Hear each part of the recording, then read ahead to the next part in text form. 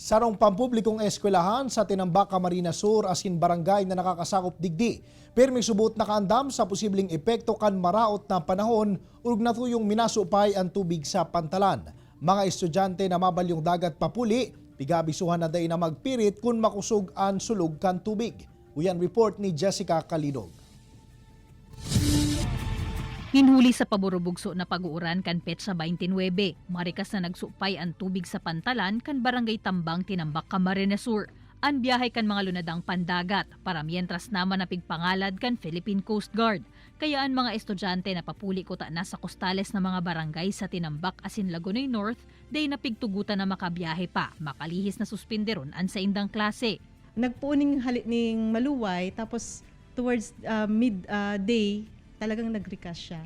Pag time kang sinuspend me, sakto man day na nagbiyahe. Ang mga estudyante sa grade 9 asin grade 10 na nasa pantalan na, pinabaralik sa eskwelahan. Asin hulitan nagkabarasaan mga inikan uran, pinabulo sa indakan eskwelahan ang mga tada pang bado kan pag-gift giving kan bulan ng Desyembre.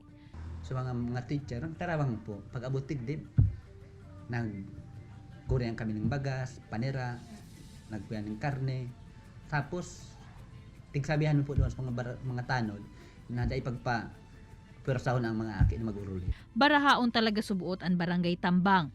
Kaya kabali naman sa contingency plan kan mga eskwelahan pati na kan barangay ang mga siring na sitwasyon. So siguro pag grabe na ang uran, dahil na pagpaklasinod ang mga akita.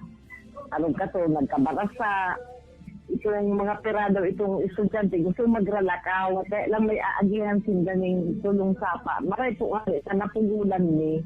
Mientras tanto, mantang naghahalat sindakan suspensyon kan klase hali sa gobyerno probinsyal, sa siring na mga pagkakataon, localized naman subuot ang collaboration sa barangay, asin oras na mahiling ang posibleng delikadong sitwasyon, tulos ng pigpupundo ang klase. Kaibanan si Carlo Abunita, Jessica Kalinog, Balitang Bicolandia.